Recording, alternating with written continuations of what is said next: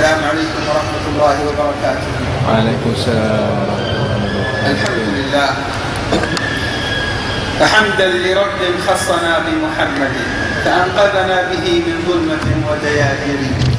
اللهم صل وسلم على سيدنا محمد صلاة تزيده بها فضلا وعطاء وترفع بها عن قلوبنا ظلمة وغطاء، وعلى آله وصحبه ومن سار على نهجه إلى يوم الدين. Segala puji bagi Allah Subhanahu wa Ta'ala yang telah memberikan kepada kita hidayah dan menyelamatkan kita daripada kegelapan. Salawat dan salam kepada junjungan Nabi besar Muhammad sallallahu alaihi wasallam. Dan dengan salawat itu kita memohon kepada Allah akan diberikan anugerah dan diangkat derajat kita dan dibersihkan hati-hati kita daripada noda-noda, serta salawat dan salam tersebut untuk keluarga dan sahabat baginda Rasulullah.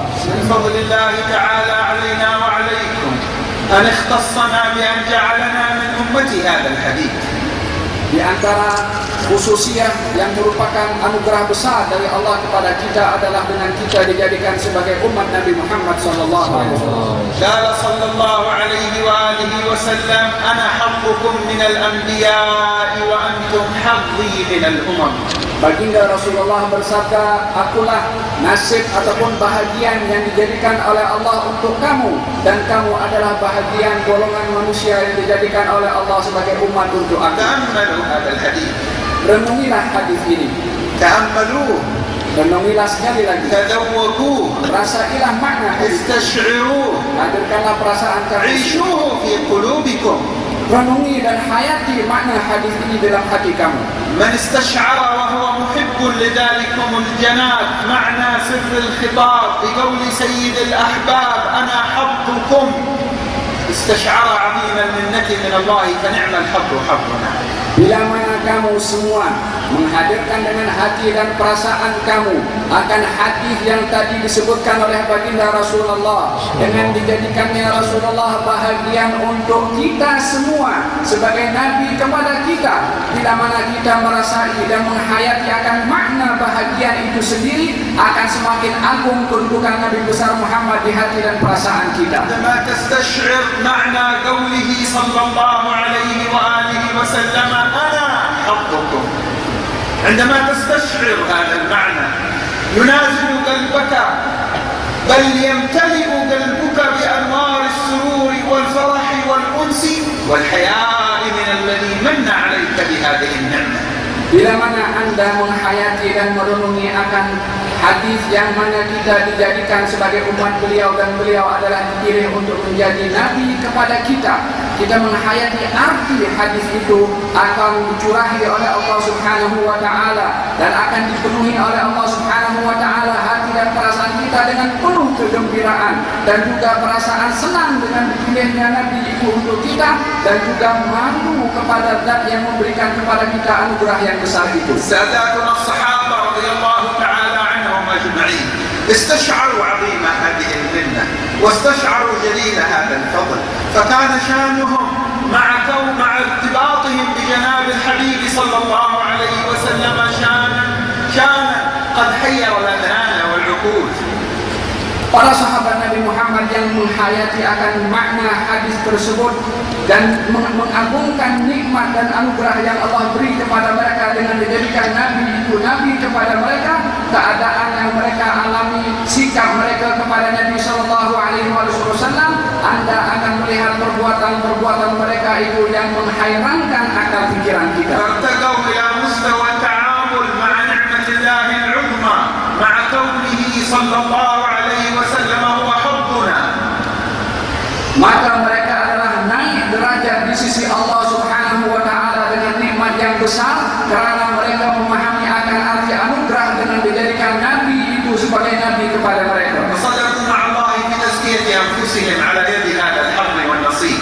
Mereka bersungguh-sungguh di dalam membersihkan hati dan jiwa mereka melakukan apa yang telah diajarkan oleh Nabi itu. فهموا سر تقديمه تعالى لوظيفة التزكية عندما ذكر مهمة سيدنا محمد على وظيفة العلم، يتلو عليهم آياته ويزكيهم ويعلمهم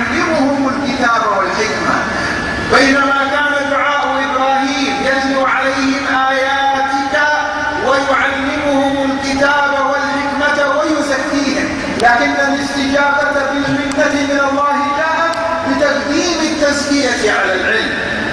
Mereka para sahabat itu memahami akan rahasia daripada diutusnya Nabi Muhammad sallallahu alaihi wasallam.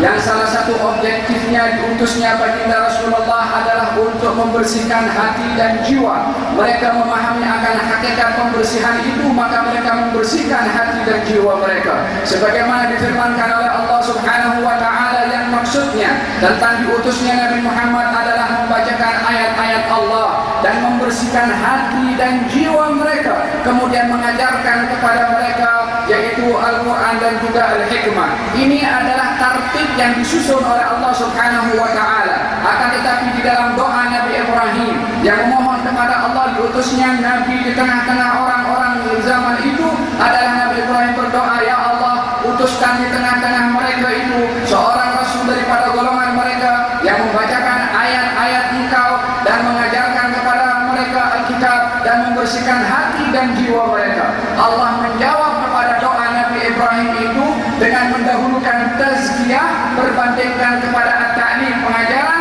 Walaupun doa Nabi Ibrahim mendahulukan ilmu kemudian tazkiyah, akan tetapi Allah memperbetulkan susunannya tazkiyah kemudian ilmu. فأدركوا أن العلم أن صورة العلم لا يمكن أن تثمر في الإنسان إلا إذا كان الوعاء وهو القلب الذي يلقى فيه هذا العلم قد تطهر وتهدى. أما إذا كان الوعاء متدنسا قد أغفل صاحبه شان تطهيره وتنويره فلا ينتفع بالعلم الذي يدر فيه، لأن العلم أي أن صورة العلم إذا حلت في القلب امتزجت بحال القلب، فإن كان الغالب على القلب شان الطهارة أظهر العلم نورا وطهارة، وإن لم يكن كذلك فأرقام العلم وحروف العلم وأخبار وروايات العلم شان يتقنه البر والفاجر والمؤمن والكافر. Mereka memahami akan gambaran atau bentuk ilmu itu sendiri adalah merupakan bahagian atau buah daripada tempat yang menjadi tempat kepada ilmu itu, yaitu hati. Ilmu adalah merupakan buah kepada hati seseorang. Hati seseorang ini bila mana mendapatkan bahagiannya daripada kesuciannya, daripada segala noda, maka ilmu yang ada kepadanya itu akan menjadi ilmu yang bermanfaat. Akan tetapi bila mana tempat kepada ilmu itu yaitu hati tidak mendapatkan bahagiannya daripada kesuciannya, berpenuh dengan noda-noda, ilmu yang ada itu tidak akan membawa manfaat. Dengan demikian kita dapat memahami bahwasanya ilmu atau bentuk kepada ilmu itu adalah mempunyai hubung kait yang erat dengan hati bila mana hati itu disucikan. Akan tetapi bila mana kita hanya akan fokus kepada zahir ilmu itu sahaja, maka zahir ilmu